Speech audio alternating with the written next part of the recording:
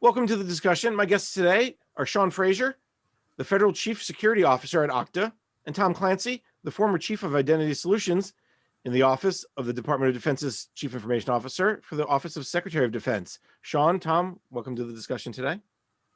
Thanks, Jason. Great to be here. Yeah, thank you, Jason. It's great. Let me set just a little bit of context for our discussion. We've been talking about identity, credential, and access management for more than 2 decades. The Defense Department, particularly, has been ahead of most other agencies for much of the last 20 years. But the need to modernize their technology, their processes, and how they use the identity and access management is clear. This is why DoD released the new ICAM strategy about a year ago that outlines 7 strategic goals, including taking a data-centric approach, deploying shared services, and enabling consistent monitoring and logging to support analytics. But the real goal here is to create a digital identity for all 8 million of DoD's, we'll call them customers, service members, their families, contractors, civilian employees. Now, part of the long-term goal is to create a continuous identity as a service using strong authentication tools on platforms, whether it's an iPhone or an Android device or many other types of devices. It's clear there is momentum to take advantage of the convenience, the security, the flexibility of identity management tools and capabilities. So how can DoD and really all agencies do just that? Well, that's where my guests come in. Once again, my guests are Sean Fraser, the Federal Chief Security Officer at Okta, and Tom Clancy, the former Chief of Identity Solutions in the Office of the Defense Department's CIO in the Office of the Secretary of Defense. Tom, let me start with you on this question because I think this strategy and everything that DoD has been working on for the last 20 years, you've played a pretty big role in it. So where are we today and where does DoD really need to go when it comes to identity and access management? Well, I think, Jason, you kind of carved out the landscape. It really starts with the National Defense Strategy. And the National Defense Strategy had 3 lines of effort. One was increasing lethality, which it relies upon 2 things. You've got to really unleash the power of your data and information to achieve military advantage. And then you need to provide assurance of that information so that it gets to where it's supposed to go and it doesn't go where you don't want it to go. Also, the second line of effort was strengthening our partnerships with allies and the interagency and other folks who we work with. The DoD doesn't do anything alone anymore. And also the third line of effort, which is significant, is reforming the department. Where can we save money? How do we shift resources to focus on lethality with investment, because we can find savings elsewhere. And so all of those things is really enabling that is the platform for the digital modernization strategy, of which ICAM is a key part. Getting after cloud, data, AI, the C3, the warfighting network, as well as cyber, in and around all of those things.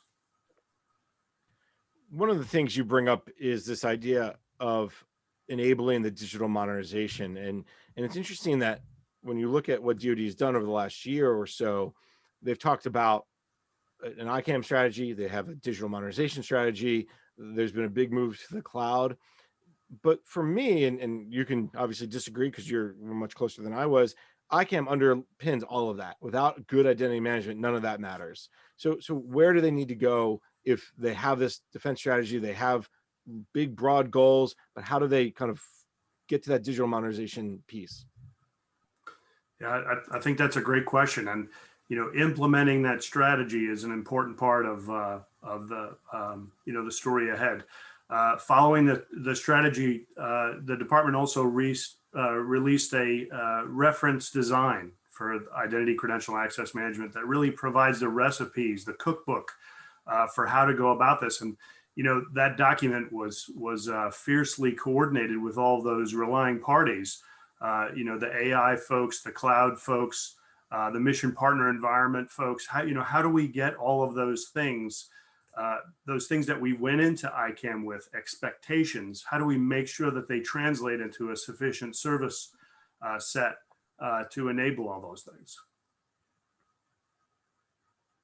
Sean, jump in here and let's talk a little bit about that challenge of enabling all of those things, as Tom mentioned. What are you seeing, whether it's within DoD or more broadly across the government? So I think it's important. I'm kind of a little bit of a technology history buff. So I like to think of things in context of what came before and learn from that and kind of move forward. And I think of, the last time we had kind of digital modernization and transformation, and that's really where the CAC came from. So you think about the PKI infrastructure that was laid down, because again, the problem set was still the same. People or things had to log in and request access to something. And at the time, the technology that was available to us, and we look back on it now, we think, well, it's pretty cumbersome and pretty brittle. But at the time, it was very elegant and it was very kind of forward thinking in that we were actually going to provide an identity and access management infrastructure that would prove identity, grant access to things. And again, just like today, was all about the data and getting access to that data. So what I see this as the next generation of kind of digitization, modernization around access, and how ICANN plays an important role for that.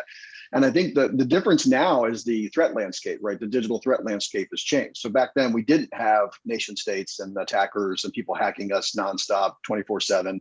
Today we have that problem. So we're having to deal with, not only do we provide capability and access to stuff, but we have to provide it in a secure way, in a consistently secure way, to keep the bad guys out and the good guys coming in. And oh, by the way, now we have the cloud. So we're all living in the same network now. Before we had these kind of enclaves and these separate networks, and people would log into them and they were air gapped and people could only get physical access if they were physically there. We live in a whole different world now. We live in an interconnected world. We're all connected to the same network. And that has to be part of the calculus when we think about the protection landscape and what we provide to protect. So that's why things like zero trust security and multi-factor authentication and continuous risk evaluants for authentication are super important, because they have to be vigilant. They have to happen almost in real time, all the time. We don't have the option to let down our guard at any point. So that has really enabled and kind of accelerated this whole concept of authenticating to get access to things. And it's why zero trust has become so important. Zero trust has been around for a while, but it really is the thing that meets the need of today, this whole cloudification of the world. And Sean, if I might pile on, that's a great point. And it did start with the CAC and the federal, the PIV, sort of that hardware root of trust, very high assurance, very convenient.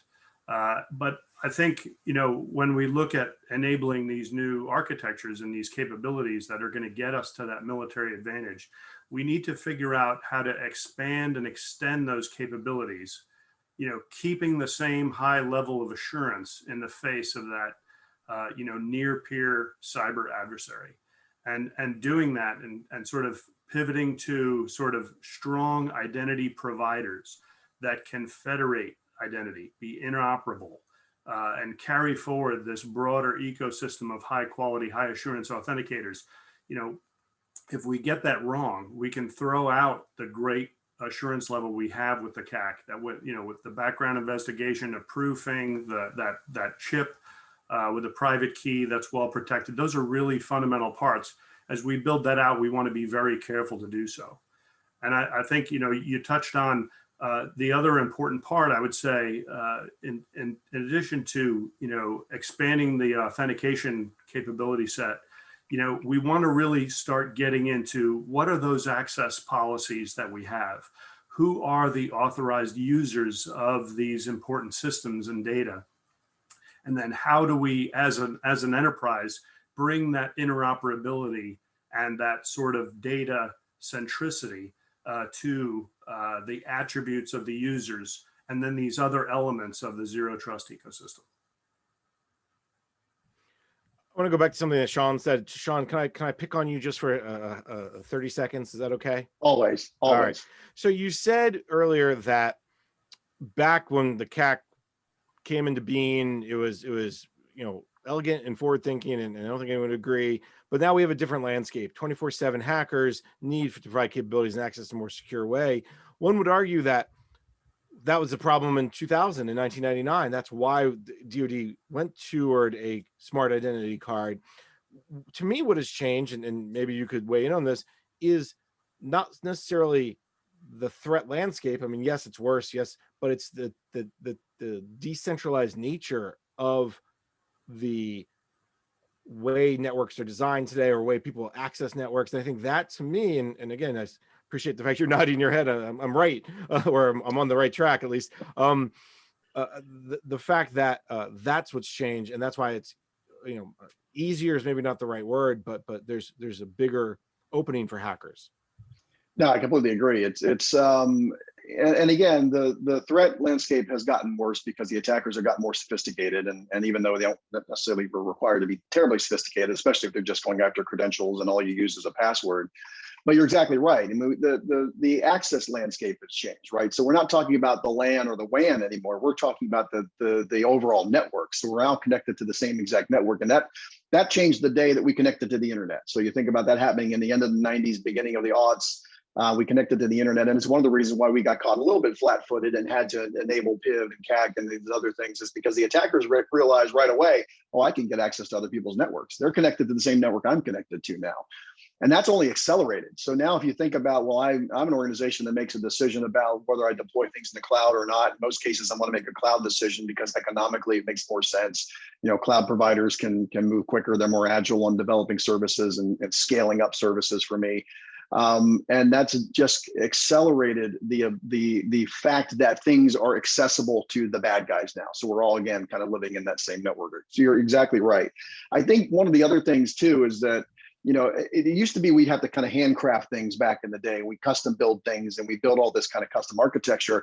There's so much good commercial off the shelf stuff now, strong identity. I always point to like Touch ID and Face ID on the Apple platform as being able to kind of leverage things, which are leveraging, if you peel under the covers of those technologies, it's PKI we know and love. It's the stuff we've been loving for 20 years. It's just now it's more elegant, it's more user friendly, it's more user experience. And that is the focus to me that I think we need to continue to push down that road. We need to make it easier for the end users while still making it you know, as secure as possible and hard for the bad guys to get in. Oh, I appreciate that. Once in a while, I have a thought that's correct, so it's always nice feeling. But now I'm going to pick on Tom just a little bit too.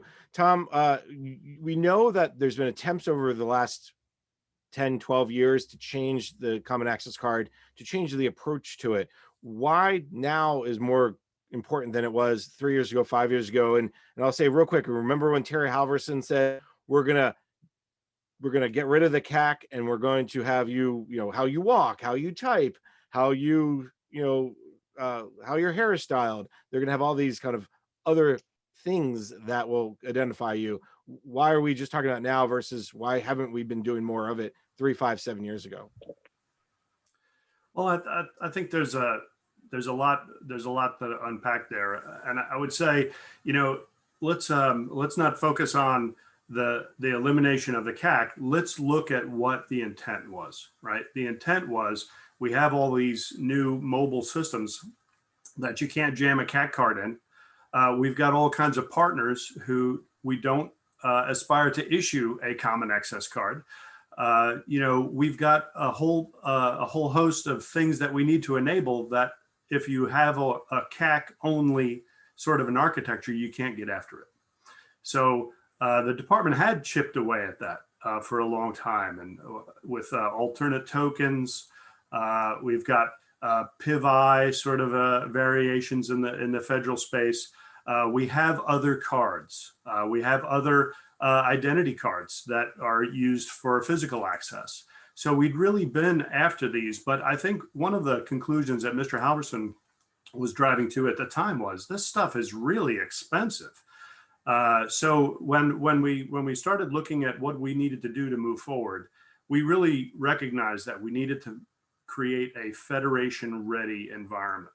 But it goes back to how do we carry that assurance level of the hardware protected private key into the conversation, and then enable all these other use cases. So DISA has been working on the purebred capability, and over the last year or so, maybe 2 years, we really came to a head with the department defining what that mobile PKI really needs to look like, so that your mobile device can participate very, very close to a CAC experience with that assurance level. But we've been making other investments and other policy enhancements to really embrace federation and multi-factor authentication alternatives to the CAC. And that here's where the story really, I think, was very interesting. In the wake of the OPM breach, DoD, like every other federal agency, was really working on what do we really need to get after here. We've got a lot of urgency and commitment around solving this problem of passwords. So we started the look around at what are those alternatives, and then how do we put them in play. And virtually every one of those alternatives requires a service that can authenticate against a registered identity. So we set up an ad hoc process by which people could bring alternatives to this group and sort of see, is this good enough or not? But we started really cooperating in earnest with the federal space and NIST and industry to kind of drive at, well, what does this really look like over time? And it took a long time to do that, while really cold light of day. We've got to preserve that assurance level of this new ecosystem. So if you haven't already, if you look at the DoD CIO's library, you can see some of these memos that have brought us to the current day. And then using the strategy and that reference design, we're expecting further policy revisions that really kind of formalize, how this is going to work. We have to take a quick break. You're listening to the discussion Modernizing Mission Security, sponsored by Okta on Federal News Network.